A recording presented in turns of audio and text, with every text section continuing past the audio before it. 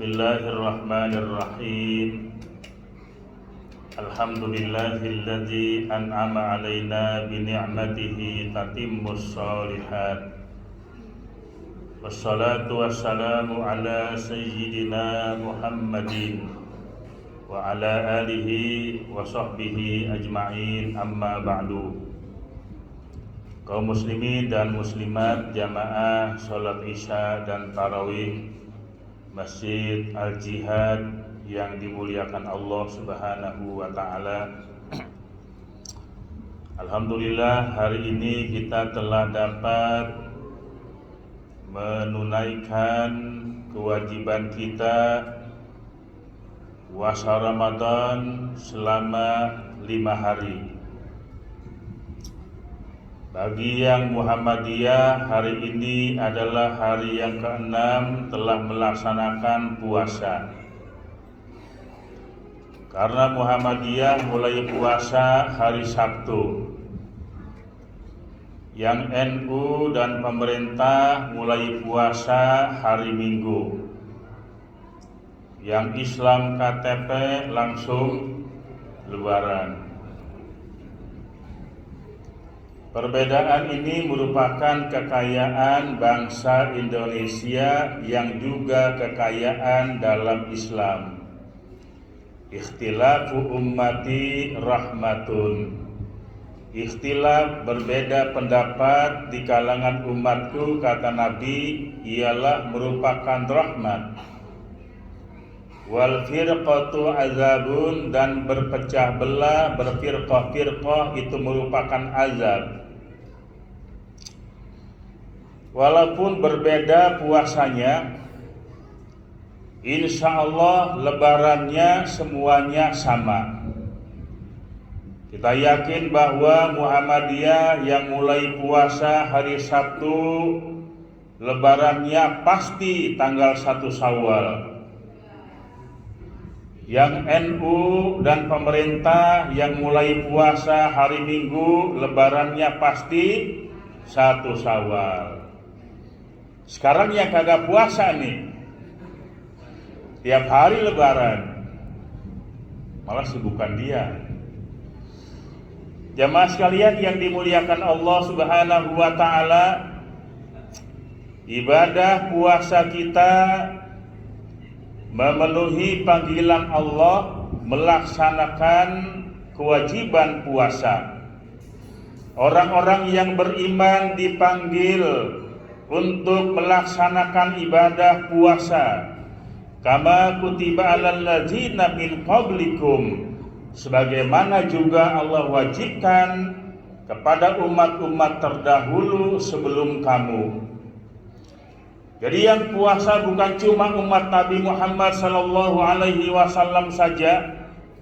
Umat-umat sebelumnya mereka pun melaksanakan ibadah puasa. Walaupun cara dan waktunya berbeda, bahkan mereka jauh lebih berat puasa yang dilakukan ketimbang puasa yang dilakukan oleh kita sekarang ini. Ada yang puasa 1 hari puasa, besok libur, besoknya lagi puasa, besoknya libur, selang-seling 1 hari puasa, 1 hari tidak. Nah, puasa macam ini masih banyak dilakukan oleh kita umat Rasulullah, terutama para santri-santri di pondok pesantren. Menjelang ujian yang sangat berat, kiainya mengharuskan santrinya puasa Daud. Sekarang puasa, besok tidak. Mau nggak kita diganti begitu? Puasanya selang-seling, kagak berhenti-berhenti. Ada yang puasanya 1 tahun full puasa, tahun depan libur, berat banget. Siti Maryam, bunda Nabi Isa alaihi salam, puasanya boleh makan, boleh minum. Yang tidak boleh ngapain? Inni nazartu lirrahmani sauman falan ukallimal yauma insiya. Sesungguhnya aku bernazar kepada Allah yang Maha Rahman, falan ukallimal yauma insiya, hari ini saya mogok bicara. Hari ini saya tidak akan ngomong dengan siapapun dan bicara apapun. Sebab ngomong juga percuma, kagak bakal paham. Maryam hamil padahal gak punya suami, menjawab pun percuma, mendingan puasa diem. Yuk tukeran yuk ibu-ibu. Ibu puasa boleh makan, boleh minum sepuasnya, tetapi tidak boleh ngomong. Saya yakin kagak bakal sanggup. Mama seperti ngomong, mendingan dia gak makan gak minum daripada puasa kagak ngomong. Apalagi ustadz suruh berhenti ngomong gak bisa, emang kerjaannya ngomong. Nah ternyata bahwa umat-umat terdahulu itu puasanya begitu berat, berbeda dengan puasanya umat Nabi Muhammad SAW. Kita berpuasa hanya beberapa jam saja, dari mulai subuh sampai maghrib. Itu pun puasa boleh kerja. Orang yang puasa boleh tidur, boleh sambil nyupir, boleh sambil dagang, boleh sambil nge-grab. Yang tidak boleh makan, minum, hubungan suami istri. Gampang banget puasa kita. Itu pun masih banyak orang yang tidak kuat puasa. Kaum muslimin dan muslimat jamaah yang dimuliakan Allah, walaupun puasa kita hanya beberapa jam saja, tetapi ternyata Allah berikan gelar yang sangat tinggi, gelar yang agung dan mulia bagi orang yang berpuasa, akan mendapatkan predikat la'allakum tattaqun. Niscaya kamu sekalian menjadi orang-orang yang bertakwa. Maka puasa yang kita jalankan itu dapat menjamin siapapun yang melaksanakan puasa menjadi orang-orang yang bertakwa. Kalau ada orang yang puasa kemudian dia masih melakukan penyimpangan, yang salah bukan ayatnya, tetapi yang salah pelaku puasanya. Ternyata dia puasa hanya tidak makan dan tidak minum saja, yang lainnya masih dia lakukan. Karena itu Nabi pernah menegaskan, kam min shaimin laisa lahu min siyamihi illa ju' wal 'aths. Berapa banyak orang yang puasa tetapi tidak mendapatkan hasil apa-apa dari puasanya, kecuali hanya mendapatkan lapar dan haus saja. Kenapa? Dia puasa tetapi dia masih melakukan pelanggaran-pelanggaran yang sesungguhnya bagi orang yang berpuasa itu dilarang melakukan itu. Al-kizbu, satu bohong. Orang yang puasa tidak boleh bohong. Artinya apa? Orang yang beriman itu dilarang bohong. Ada begini, oh iya orang yang puasa gak boleh bohong. Orang yang puasa tidak boleh riba, tidak boleh namimah, gak boleh ngomongin orang. Bukan hanya ketika sedang berpuasa, artinya sepanjang hidupnya tidak boleh berbohong, tidak boleh riba, tidak boleh namimah, mengumpat, adu domba dan sejenisnya. Ada orang begini, mau ngomongin orang, tunda dulu, ntar ya, habis maghrib kita omonginnya. Kenapa habis maghrib? Kalau puasanya udah batal. Ini gak paham. Orang yang puasa itu dilarang berbuat ghibah, dilarang ngumpat dan sebagainya.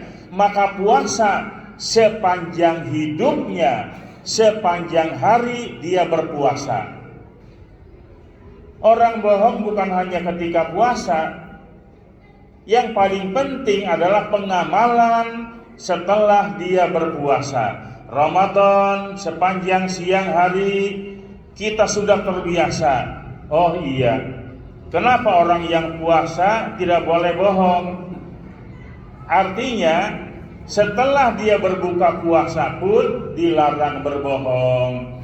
Maka itulah kemudian yang dapat menjamin orang yang puasa itu niscaya menjadi orang yang takwa. Kenapa? Kejujuran ini sangat mahal harganya. Maka kejujuran itu hanya milik orang yang puasa. Maka kalau kita pengen tahu siapakah orang yang jujur, jawabannya adalah orang yang melaksanakan ibadah puasa. Dia disiplin, jujur, dan tidak akan pernah melakukan pelanggaran. Kalau dia mau melanggar siang hari, perutnya lapar dan haus. Kalau dia makan dan minum, yakin tidak ada orang yang melihat. Kenapa dia nggak makan dan minum? Sebab dia yakin kalau dia makan dan minum, meskipun tidak ada orang yang lihat, tapi Allah melihat apa yang dia lakukan. Maka sifat ihsan itu akan dia miliki. Anta'budallaha ka'annaka tarahu wa illam takun tarahu fa innahu yaraka. Bahwa engkau beribadah menyembah Allah seakan-akan engkau melihat Allah. Dan jika engkau tidak melihat Allah, sesungguhnya Allah melihat kepada engkau. Maka sholat yang kita dirikan, sholat itu menjadi khusyuk dan penuh dengan kenikmatan. Puasa menahan diri, lapar, haus. Laparnya orang yang puasa itu menjadi indah. Coba orang yang puasa, siapapun dia, merasakan ketenangan batin. Kenapa? Indahnya berpuasa. Di siang hari kita nggak makan, nggak minum, itu menjadi indah. Karena puasa bukan penyiksaan diri, tetapi semata-mata dia melaksanakan, mematuhi perintah Allah Subhanahu wa ta'ala. Maka ketika dia yakin sholat, kenapa sholat? Ini perintah Allah. Kenapa puasa? Puasa adalah perintah Allah.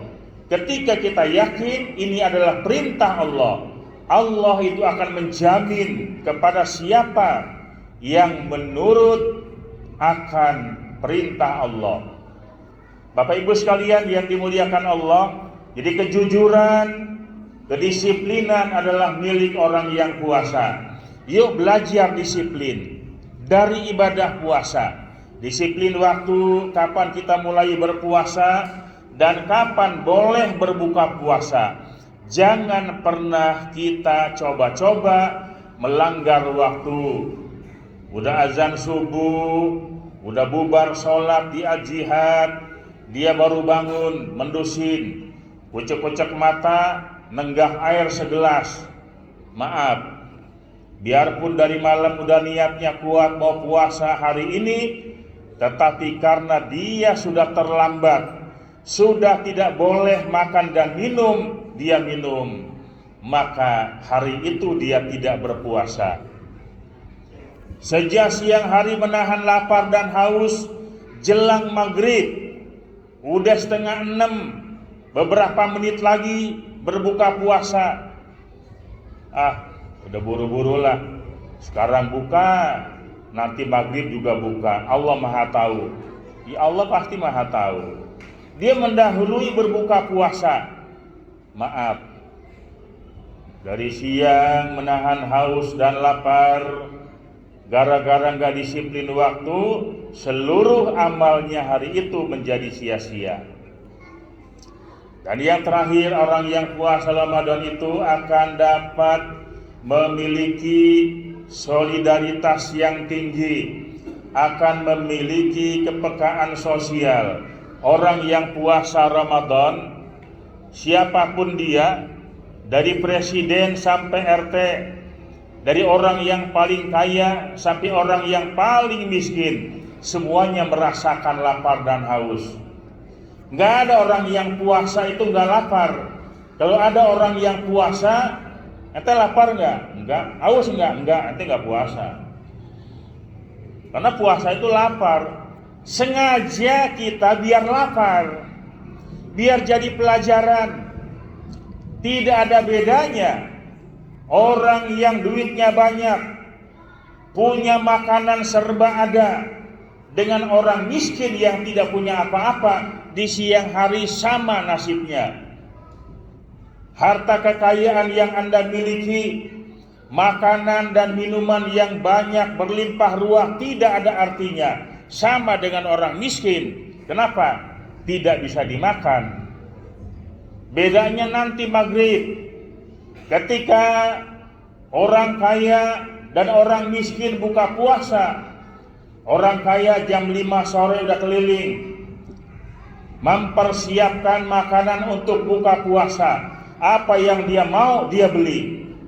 Begitu tiba saatnya berbuka puasa, Allahumma laka sumtu wa bika amantu wa ala rizqika aftartu birahmatika ya arhamar rahimin. Iza aftara falyuftir ala tamrin. Apabila berbuka puasa, berbukalah dengan kurma. Kalau tidak ada kurma, falyuftir ala ma'in, buka puasa, minum air putih. Fa innahu tahurun, sesungguhnya air putih itu suci. Setelah dia minum, orang kaya apa yang mau dia makan bisa dia makan. Ternyata di saat yang sama ada orang yang Allahumma laka sumtu, dia hanya nenggak air putih. Setelah itu tidak ada lagi yang dimakan. Padahal siang-siang sama laparnya, sama hausnya. Begitu maghrib mulai ada perbedaan. Mana orang yang berkecukupan dan mana orang yang berkesusahan. Maka disinilah orang yang berpuasa, yang pernah merasakan lapar, alangkah tidak enaknya. Oh, ternyata saudara-saudara saya, tetangga saya, lingkungan di mana saya tinggal masih banyak anak-anak yatim, fakir miskin, duafa yang perlu uluran tangan. Maka kemudian timbullah dermawan dari orang yang puasa. Alhamdulillah Ramadan ini bulan berbagi. Orang kaya membagi takjil di masjid, yang diantar ke rumah, yang ngundang anak yatim, yang ngundang kaum duafa untuk berbuka puasa. Bukan cuma suruh buka puasa, pulangnya dikasih duit. Sebab kalau orang diundang buka puasa doang, buka puasa di rumah saya, makan, bis makan bubar, besok dia nggak balik lagi. Ngapain diundang di sana? Buka puasa terus makan, bis makan pulang. Besok diundang gak datang lagi dia. Kenapa? Di rumah juga gue makan. Biasanya kalau undang buka puasa, habis buka puasa pulangnya suka dibawain tentengan. Apa yang dia tenteng gitu. Kenapa? Orang kaya itu yang dibagi-bagikan kepada orang miskin itu adalah hak Allah yang harus dia serahkan kepada para mustahik. Ada orang yang zakat harusnya 1 miliar dia keluarkan, hartanya berlimpah ruah. Ada yang 100 juta, 200 juta, yang harusnya memang hak orang lain. Tetapi sayang, ini saya kritisi juga, dia zakat mal harusnya bayar 300 juta. Serahkanlah ke amil lewat masjid, lewat basnas bajis dan sebagainya, salurkan kepada yang berhak menerima. Tetapi dia langsung undang nih, anak yatim, ini undang datang ke rumah saya ya, makan bersama, pulang dikasih bingkisan, dalamnya apa? Ada isinya anduk. Begitu pulang ke rumah, oh ternyata oleh-olehnya anduk. kata anak yatim, gua mau lebaran nih, masa anduk begitu. Orang mah duit kayak baju, anduk dikasih. Padahal uang yang dibelikan itu adalah uang zakat malnya dia. Yuk kita berpikir, apa ini benar? Keliru ya. Kok zakat mal dibelajain sendiri, semaunya dia? Itu hak orang. Jangan dianggap dia dermawan. Si Anu dermawan, luar biasa, bagi-bagi duit. Itu bukan duit dia. Yang dibagi-bagikan adalah duit memang hak orang lain yang harus dia keluarkan karena zakat malnya.